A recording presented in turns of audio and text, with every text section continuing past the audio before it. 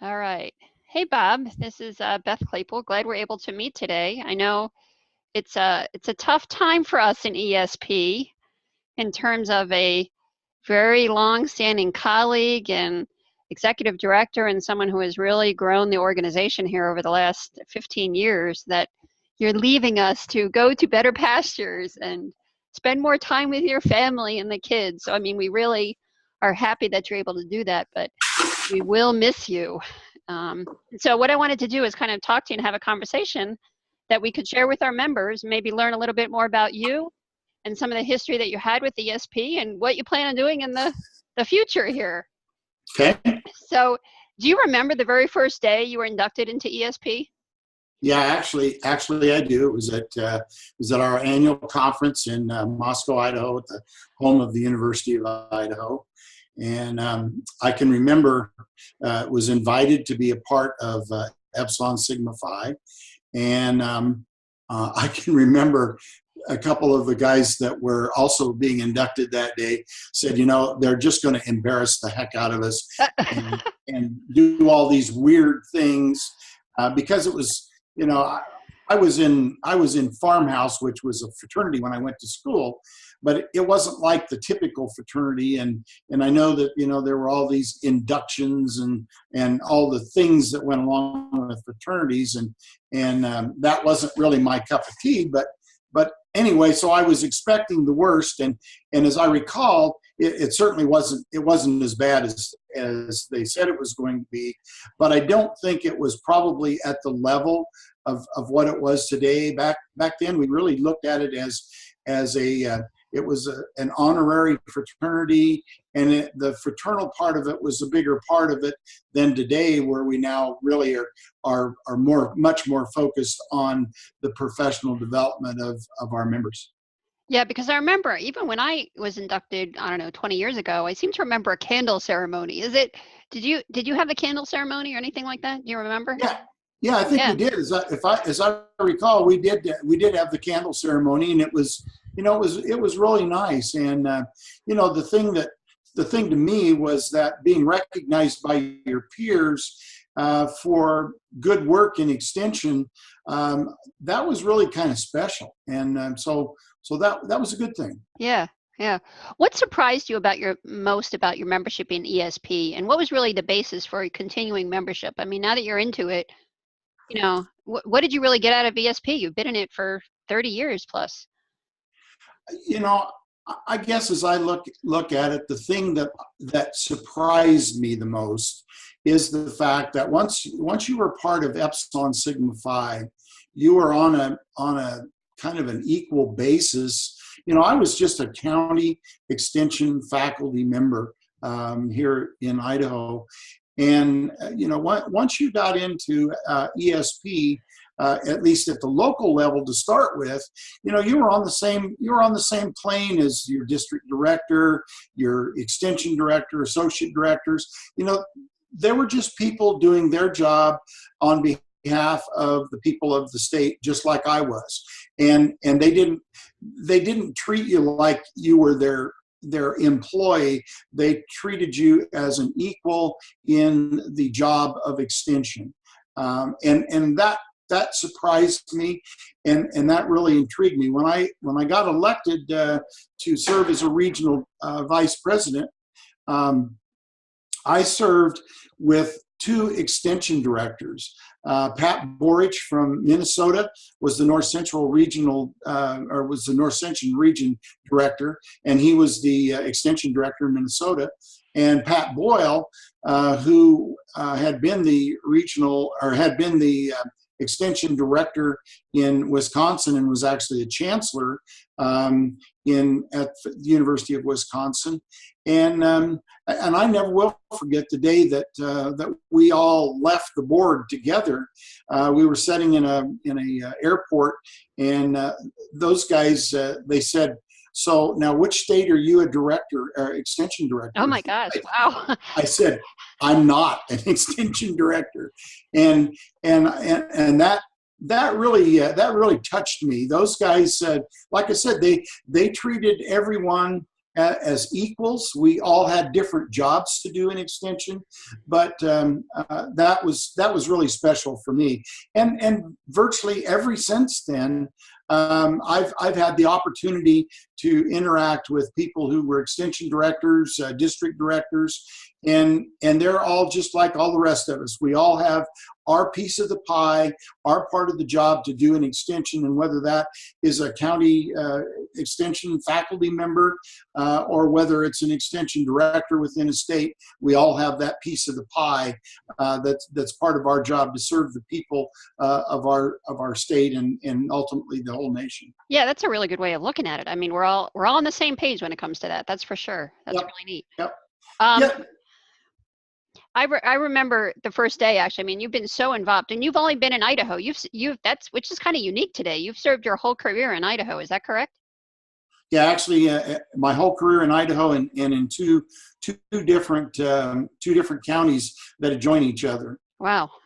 So when you were getting to the end of your retirement for your former job as a dairy, let's see, you were at dairy and nutrient Yep. management is the end of your term there.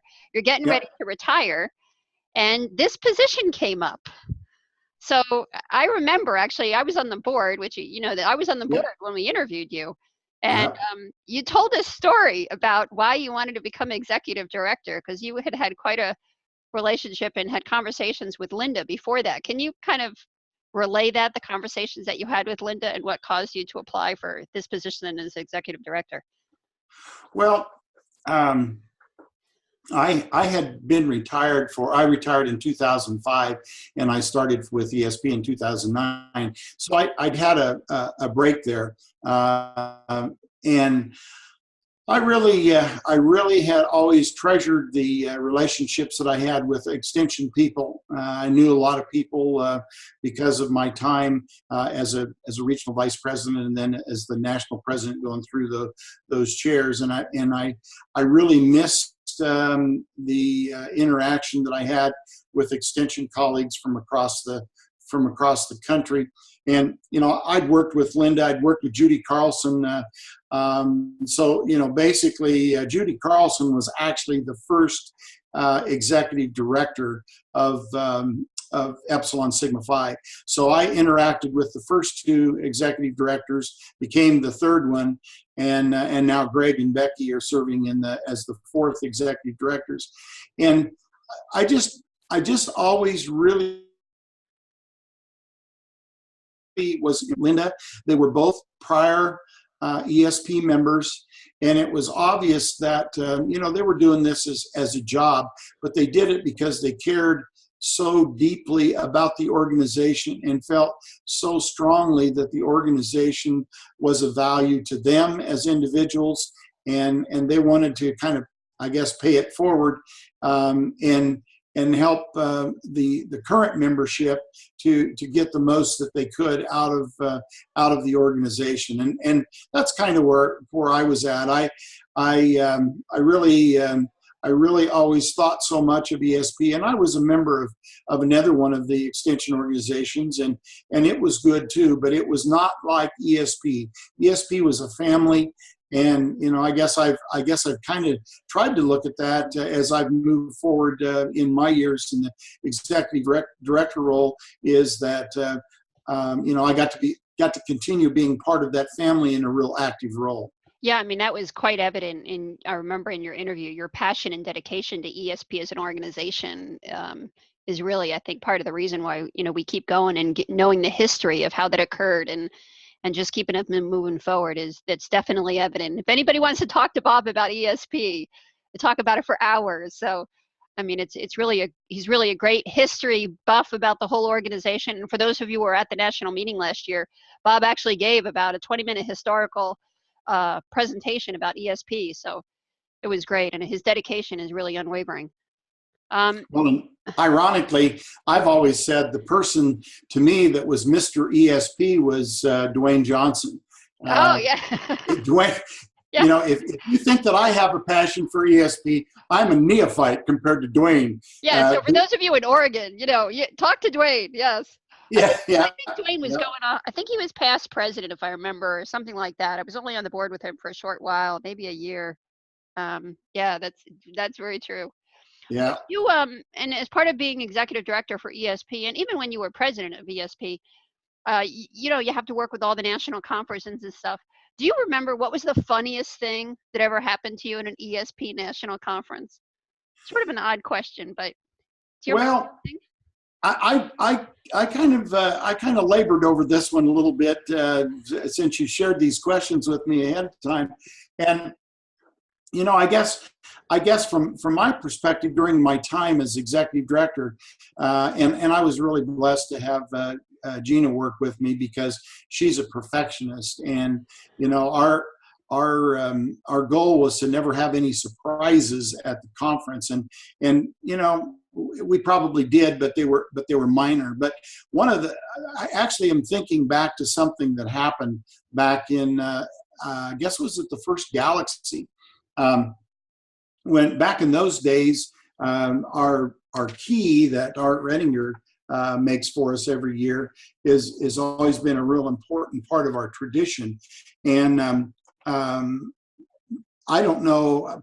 Art contacted me a year or so ago and wanted, or a couple years ago, I guess it was now, wanted to know when he started making those. And I could never find any information that really told that, but we know it was a long time ago. And I particularly remember one at Galaxy where the president, and to protect the innocent, I won't share who that was, but um, they were auctioning it off, which is what we used to do. We used to have it as an auction item, and they were auctioning it off. And this particular president was bidding on it, and one of her colleagues kept bidding her up, and she was getting really upset and frustrated, and had no idea who it was that was bidding her up. Anyway, when it was all said and done, that the person that was bidding her up bought it for her. But I Yeah. thought that was really funny because she was really getting fired up about who had the nerve to be bidding against her and bidding this up. And I think at that time, I think it probably sold for, you know, maybe $500.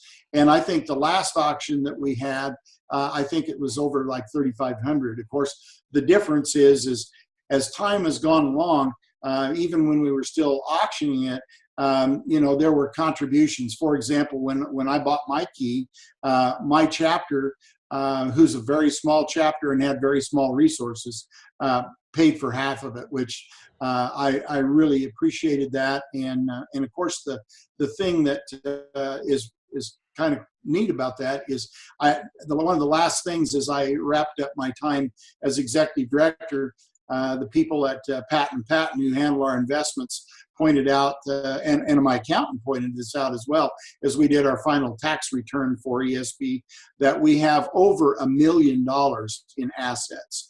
So between the development fund and the organizational investments, as well as cash on hand, we have exceeded $1 million in assets. And you know, that's pretty cool. Yeah, That's what we wanted to do, and we've actually made it happen, and that's great. And that's pretty it exciting. isn't just a person; it's everybody who's been a part. And we have over, last I looked, there was over 900 people that had contributed to the development fund. So that's pretty phenomenal. Yep. And if you haven't contributed all, take this opportunity to do so. Yeah, So yeah. thanks for that little plug, Bob. Good job. Well, Uh, you know, that's one of the things that really impressed me about ESP. When I first started, there are so many things that we do as an organization that helps our members financially. But, you know, we've got all of our scholarships that are available, the stipends for presenting at conference, the money that goes to the chapters to help get people to the which now we call it the Extension Leadership Conference in February, getting people to PILD. You know, we do a lot for our members, and I'm here to tell you, if you don't get back every dollar of dues that you spend to be an ESP member, it's your fault, not ours. yeah, that's a really good point. There's lots of opportunity to get that money back totally. Yep. What was the different perspective of yours as being president of ESP and presiding at a conference versus being the executive director at a conference? What's your different perspective on that? Well, my goal as an executive director was always to make sure that my board members looked really good, and were able to do their job. And when it was all over with, they could be proud of the job that they did for the organization. And when that happened, that's when I was proud of the job that I did. As an officer, when I was president back in 2004, that was kind of a unique time, because the year that I was president, the national conference was in Moline, Illinois, which is where I lived when I was born. And that was a unique thing. And the gang from Illinois, they made a big deal of that, and it was cool. It was one of those unique things that really doesn't happen very often. But the thing about the year that I was president, Linda was my executive director the year that I was president. And, she had everything done. Basically being a president is really pretty easy. You stand up in front of the group, and, everybody applauds, and everybody, says you did a great job. But really, in my case, Linda Cook was the one that had all the stuff together. Yes. Everything was ready. And I took pride and was honored to be able to do that for 9 presidents as we went along.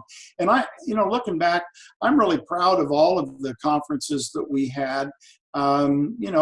Each one of them maybe had their strong points, and we maybe had a little glitch here or there. But by and large, I've had so many people over the years that said, the ESP conference is really the best conference that I go to. And a lot of that is due to the fact that we're smaller. Our membership isn't smaller, but our attendance is smaller, because most people go to their subject matter organization conferences. Right. Because, we need to update ourselves on subject matter, without a doubt. But ESP is about the system.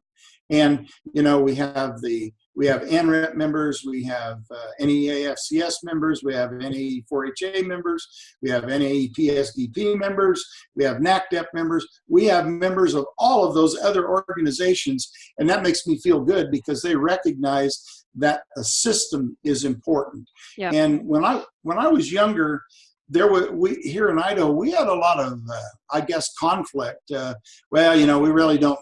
We really don't need family consumer sciences. That's not a really important thing. Or, 4-H, that's not a true science thing. And in ESP, you never saw any of that. We are all extension, and it's important. Each one of those components is vitally important to the success of the system. And that's the thing that I think that I really found to be a real key for me in extension or in ESP, is that we were all about the system. And together, together we're stronger. And if we fragment, we're gonna be in trouble. Yeah, and I would agree with that. I mean, it's all about the system of extension. And I think when I explain to people about what is ESP, it really helps you be a better extension educator, no matter what your area of expertise is. Leadership development, and just being an extension educator. Extensionating. Is that a new word? Mm-hmm. Make up word. Yeah. What's the biggest thing that you'll miss now leaving? I mean, you're kind of totally retiring here from the ESP portion. You're still involved with JSEP, obviously, but what do you think you'll miss the most, being out of the ESP day-to-day stuff? When I took over from Linda did everything pretty much in a paper fashion. And I've always kind of been one who's been enthused about and challenged by, how can I use technology to make my job easier? And probably one of the biggest things that happened during my tenure is we moved all of our scholarship applications, all of our award applications. We moved all of that stuff from essentially sending doc files with applications and whatnot, to doing it online, being able to do it online so that when I entered a scholarship application, I received an email back that showed what I had submitted. The national office got it. At the same time, the scholarships grant and recognition chair got it. And so we were able to enhance that communication. The website, some people don't like the way the website is, and probably no matter how it gets changed, there will be somebody that doesn't like the way it is, because we all think differently, we all act differently. But that was another huge piece of my work. I actually worked on that for 3 months before I went on the payroll to try to get move that from what Billy had done, and Billy did a great job. But as time has come along, technology has advanced, and we've got capabilities of doing things that we didn't back then. Yeah. I'm going to miss the challenge of being able to take existing technology and figuring out how we can adapt that and make our organization stronger, whether it's making it simpler for members to interact with the national office or whatever. But the good news is we've got a really good couple that are going to be able to carry that same concept forward. Greg and Becky are wonderful. I really enjoyed working with them, and I know that all of our members are going to really enjoy working with them. Again, we've got someone, Greg has been an ESP member for years, and he believes in the organization, is a supporter of the organization, and that's critical. So I guess. Yeah, no, that's true. I mean, your legacy, now that you mentioned Billy, he did start up the website. I mean, he was our webmaster for years. I remember. And then, I mean, your legacy, Bob, really is you're the one really created the basis for all the technology that we're adopting now. You know, that's your legacy, I would say, in terms of you're the one who actually got us moving in that direction and putting all that stuff online and getting that website up and running and having that as a better place for us to interact and communicate. So, you know, at the national conference in Spokane, I believe that was about 2000 or 1995. You know, we have our committee meetings, and we always encourage people to go to those committee meetings, whether you're on a committee or not. I went to the Member Services Committee. I was our chapter president that year, and I decided I'd go to Member Services because I thought that was a really important part of what we did. Laurel Cuban, who was later became national president, Laurel was the Western Region Director, and she was the chair of that committee. We were in that committee and talking about, you know, is there any way that we could utilize technology to improve our ability to serve our members? Billy Warwick and I were in that committee, and Billy says, well, you know, he says, I've done some stuff with websites. And so out of that little conversation in that committee meeting, a couple things happened. First of all, Billy started what we initially had for the website, which was a giant leap forward. And he's been a tremendous support of that technology ever since. And the other thing was, about a month later, Laurel called me and said, Bob, have you ever thought about running for a national office? And I said, no, never thought about that ever. And out of that, she encouraged me to do that. And that I think is critical. You know, when it comes to awards, if you say, you know, you guys ought to apply for those, you know, these awards, that is helpful. But what's more helpful is to say, Beth, you know, you really should be applying for the DSA award. If you do that, the person that you identify and encourage will probably go ahead and do it. But, you know, if you just say, y'all come, y'all apply, you really don't get that to happen very well. And we did that in our chapter for a number of years, and it really did help. So yeah, and that has shown up time and time and again. It's a lot of the personal asks is why we have our officers. It's why we have people applying for awards. It's that personal one-on-one phone call, email. Hey, you would be really good at X. Please do X. Yeah. You know, help us out with X. Yeah, that's definitely true. Yep. All right, to wrap us up here, I guess, Bob, I mean, again, I want to thank you for the legacy, really, that you've left for ESP. A lot of what you've done has really helped structure the organization for the future, from even Zoom. I mean, you got us doing Zoom and the Google Drive and, all this other stuff. So this has really been quite a technology legacy that you've left for ESP as we move forward, and with your history and just knowledge of the organization that will be greatly missed. But we do want you to get on to your next phase of your life. And I know you've talked briefly about spending more time with your children and grandchildren. But how can people get a hold of you if they want to reminisce and talk about ESP, or visit with you and talk about kids and grandkids? How do people do that? Well, I do have a Facebook account, even though I'm not a real strong Facebook advocate, but I do have a Facebook account. I have my email address is bob.ohlens@gmail.com. And, my phone number, I think that's probably still hanging around in a place or two, but at 208-539-1279 is my cell phone. And my cell phone is not attached to my body, but now that I no longer have a quote office, but I'm still doing consulting, working for JSEP. I am carrying my cell phone a little bit more closely than I did in the past. But so is email the better way, or texting? Then you're not a texter, then, Bob. Is that right? Well, no, I do texting. Okay. Right. The deal that I've got with texting is, I know a lot of people that've got that phone right there, and when it beeps that there's a text, they're immediately on it.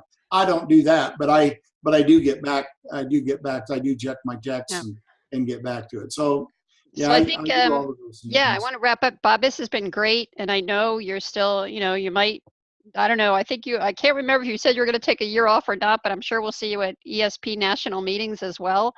But, please, people, reach out to Bob, reminisce. I'm sure he would love that. And I'm sure we will see you around, and you'll continue to be a part of our life members and ESP as an organization, and sharing your love for what ESP is doing with new members and potential members. So thank you, Bob, for all that you've done. I really, really appreciate it. Thanks, Beth. It was really nice of you to do this. This means a lot. All right. And again, folks, get back to Bob or get back to us, and we'll connect you with Bob in the future. So thank you, Bob. Really appreciate it. Thanks, Beth. Signing off. Bye-bye. Bye.